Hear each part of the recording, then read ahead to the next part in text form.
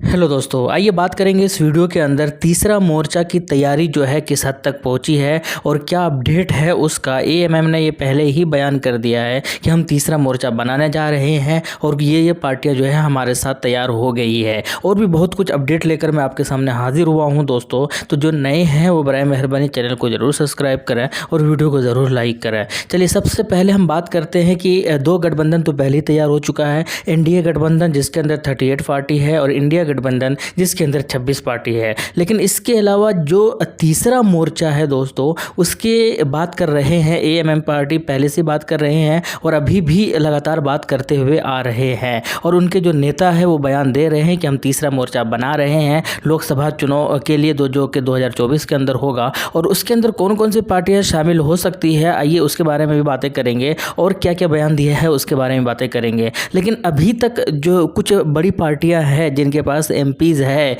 उनकी अगर हम बात करें और वो पार्टियां जो ना तो एनडीए में शामिल हुआ है और ना ही इंडिया में शामिल हुआ है उसके बारे में पहले एक नज़र देखते हैं दोस्तों, एक नज़र दौड़ाते हैं और उसके बाद फिर देखेंगे क्या ये एमआईएम के साथ ये शामिल हो रही है या नहीं हो रही है, उसके बारे में बातें करेंगे। सबसे पहले हम बात करते हैं दोस्तों कि वाईएसआर, जी हाँ वाईएसआरसीपी या वाईसीपी इसका नाम है और ये जो पार्टी है ये आंध्रा से ताल्लुक़ रखती है। लोकसभा में इसके पास 22 एमपीज़ है 543 में से, राज्यसभा में इनके 9 जो है इनका मेंबर है 245 में से। और अगर विधानसभा की अगर बात की जाए, आंध्रा की अगर बात की जाए तो 147 एमएलए है इसके पास 175 में से। तो वो पार्टी तो ये बड़ी है और ये पार्टी यानी कि तीसरा मोर्चा में शामिल, मुझे नहीं लगता है कि तीसरा मोर्चा में शामिल होगा क्योंकि अभी हाल ही में जो है इन्होंने इंडिया के साथ जो है इंडिया को समर्थन देने की बात कही है। तो कुल मिलाकर ये इंडिया के साथ तो नहीं जाएगा, अगर जा सकता है तो ये इंडिया के साथ जा सकती है लोकसभा चुनाव के लिए, नहीं तो ये फिर ये अकेले ही चुनाव लड़ेगी। ये चीज़ बिल्कुल साफ क्लियर नज़र आ रहा है इनके हाव भाव से। दूसरे अगर बात की जाए बीजेडी की यानी कि बीजू जनता दल की अगर बात की जाए तो ये उड़ीसा से ये पार्टी ताल्लुक़ रखती है और जो है इसके पास 12 एमपीज़ है 543 में से। और अगर विधानसभा की बात की जाए, एमएलएज़ की अगर बात की जाए तो उड़ीसा के 114 एमएलएज़ हैं इनके पास 147 में से। तो ये पार्टी जो है ये बड़ी पार्टी है और इन्होंने भी अपने पत्ता नहीं खोले हैं ये किसके साथ जा रहे हैं, तीसरा मोर्चा में ये शामिल होंगे या नहीं होंगे, तीसरा मोर्चा बनाने के फेवर में है या नहीं है, अभी तक इनका कोई भी डिक्लेयर नहीं है, कोई घोषणा नहीं हुआ है। लेकिन इतना तय है कि ना ये एनडीए में जाएंगे और ना ही इंडिया के साथ जो है इंडिया के साथ चुनाव लड़ेंगे। तो ये अभी तक का जो है ये स्टेटस है। इसके अलावा अगर हम बात करते हैं बीएसपी की बात करें अगर तो दोस्तों तो 543 में से 9 एमपीज़ इनके पास है अभी एट प्रेजेंट। इसके अलावा अलग अलग राज्यों में अलग अलग एमएलए हैं। उत्तर प्रदेश में 403 में से सिर्फ एक ही एमएलए है इनके पास।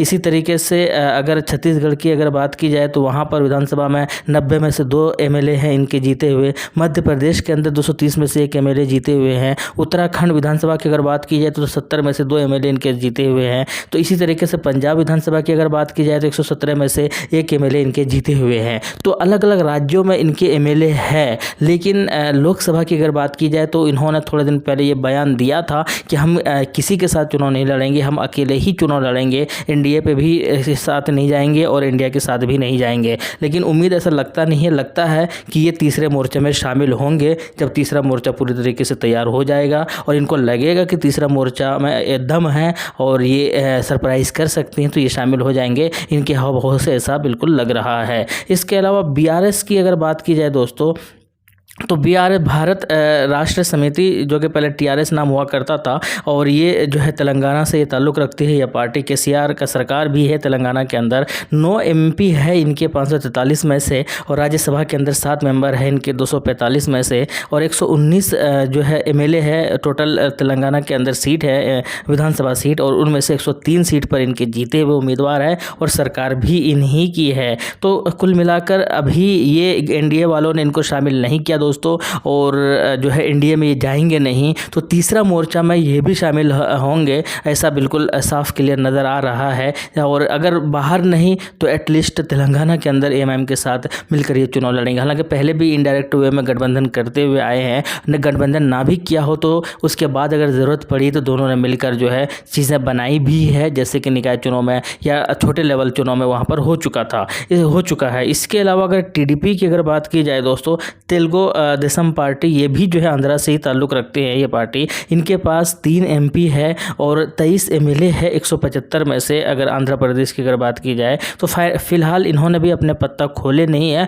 लेकिन इनका भी हवा से बिल्कुल क्लियर पता चलता है कि तीसरे फ्रंट में ये शामिल होंगे, क्योंकि इनको भी इंडिया वालों ने या इंडिया ने जो है शामिल नहीं किया है, इनको बुलाया नहीं है। इसके अलावा SAD की अगर बात की जाए दोस्तों, तो अकाली यानी अकाली दल की अगर बात की जाए तो 2 MP हैं इनके 543 में से। और अगर पंजाब से ये ताल्लुक़ रखती है पार्टी, तो इनके MLA की अगर बात की जाए तो 117 में से 3 MLA है। और ये किधर जाएंगे इन्होंने भी अभी पता नहीं खोले हैं। ये भी फिराक में है कि तीसरा मोर्चा बने तो शायद हम भी शामिल हो सकें। ऑफिशियली अभी तक तीसरा मोर्चा की घोषणा हुआ नहीं है, अंदर ही अंदर बातें ज़रूर चल रही है। इसके अलावा JDS की अगर बात की जाए तो ये वो पार्टी है, जब 2018 का विधानसभा चुनाव हो रहा था कर्नाटक के अंदर, तो वहाँ पर AMM अब खुद अपना उम्मीदवार नहीं उतारा था, और ये कहकर कि हाँ वोटों का बिखराव ना हो और जो है किसी और को फ़ायदा ना हो, तो इन्होंने फुल सपोर्ट किया था, समर्थन दिया था इस पार्टी को भी, और वो समर्थन कामयाब भी हुआ था। आपको पता हो तो इनकी सरकार भी बनी थी।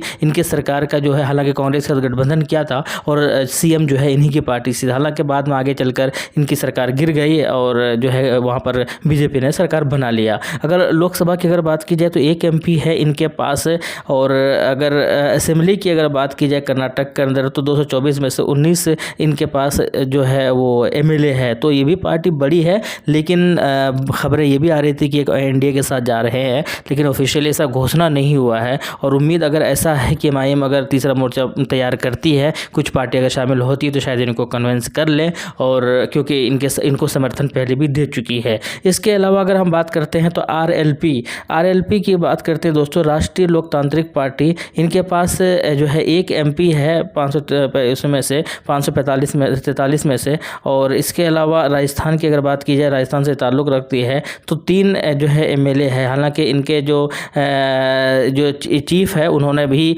राजस्थान में पहले भी थोड़े दिन पहले जो घोषणा भी कर दिया था कि हम जो है MIM के साथ मिलकर OWC के साथ बातचीत कर सकते हैं, ऐसा इन्होंने बिल्कुल जो है चीज़ें भी कही थी। तो कुल मिलाकर ये भी शामिल हो सकते हैं दोस्तों। इसके अलावा अगर हम बात करते हैं AIMIM पार्टी की, तो AIMIM पार्टी की अगर बात की जाए तो टोटल 2 MP है इनके 543 में से, और तेलंगाना से ये ताल्लुक़ रखते हैं। हालांकि अलग अलग राज्यों में चुनाव लड़ते हुए आ रहे हैं। तेलंगाना के आगे अगर बात की जाए तो 119 में से 7 MLA है तेलंगाना के अंदर, और बिहार के अंदर 243 में से 1 है अभी, हालांकि 5 थे, 4 जो है वो RJD वालों ने जो है अपने अंदर शामिल कर लिया। महाराष्ट्र के अंदर 2 है। तो ये है, और ये जो है MIM जो है ये चाहती है कि हालांकि ये चाहती है कि इंडिया के साथ जाए, गठबंधन के साथ जाए, लेकिन इंडिया गठबंधन इनको शामिल नहीं कर रहे हैं, जिसकी वजह से ये तीसरा मोर्चा बनाने की बात कर रहे हैं। और ये भी कह रहे हैं कि हमारी बात हो चुकी है, ऑफिशियली घोषणा नहीं हुआ है, और हमने बहुत सारी पार्टियों से बात कर लिया है अलग अलग राज्यों में।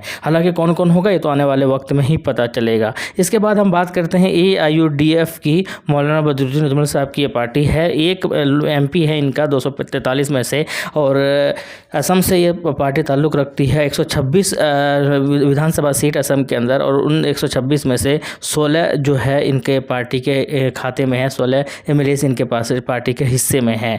SAD एक पार्टी है दोस्तों, और ये SAD जो ये पार्टी है, ये हम आपको बता दें कि इनके 1 MP है और MLA इनके पास नहीं है। तो ये उम्मीद है कि ये भी जो है तीसरा जो, क्योंकि ये भी ना तो NDA में शामिल हुआ है और ना ही जो है यानी इंडिया गठबंधन वालों ने इनको शामिल किया है। तो ये वो पार्टियां हैं जिनके पास MPs है, जिनके पास जो है MLA है, जिनके जो पार्टियां बड़ी पार्टियों में शामिल है, और ये सारे के पास सारी पार्टियां जो है किसी भी गठबंधन के साथ शामिल हुआ नहीं है, और ये चाहते हैं कि कुछ तीसरा मोर्चा बने तो उसके अंदर शामिल हुआ जाए और उसको मजबूत किया जाए, अभी से ही प्रचार प्रसार किया जाए, क्योंकि लगातार अब जो है लोग तैयारी कर रहे हैं अपनी अपनी पार्टियां लोकसभा चुनाव के लिए। तो ये देखना है कि ये सारी ही पार्टियों में से एक आध पार्टी अगर छोड़ दिया जाए तो इसके अलावा ज़्यादातर पार्टी चाहती है कि कुछ अच्छा हो, थर्ड फ्रंट बने, उसके अंदर जो है शामिल हुआ जाए और मजबूती से चुनाव लड़ा जाए। तो अगर हालांकि इस पार्टी के अंदर इतना दम है इन सारे पार्टियों के अंदर कि अगर ये तीसरा मोर्चा बना लेते हैं ये सारी पार्टियां, तो लगभग आंकड़े के हिसाब से, सर्वे के हिसाब से 200 से ज़्यादा सीट पर ये इफ़ेक्टिव साबित हो सकते हैं और जो है ये जो है बहुत बड़ा रोल प्ले कर सकते हैं सरकार बनाने में या सरकार गिराने में। तो कुल मिलाकर ये देखना है कि ये सारे एक साथ आते हैं या नहीं आते हैं, लेकिन आना चाहिए, मुझे लगता है आना चाहिए। और क्योंकि आने के बाद ही लोगों के पास एक चॉइस होगा और फिर एक अच्छा समीकरण बन सकता है और मज़ेदार हो सकता है ये मुकाबला। तो कुल मिलाकर देखना है, आपका क्या कहना है कमेंट सेक्शन में बताइएगा। शुक्रिया, जय हिंद, लव यू।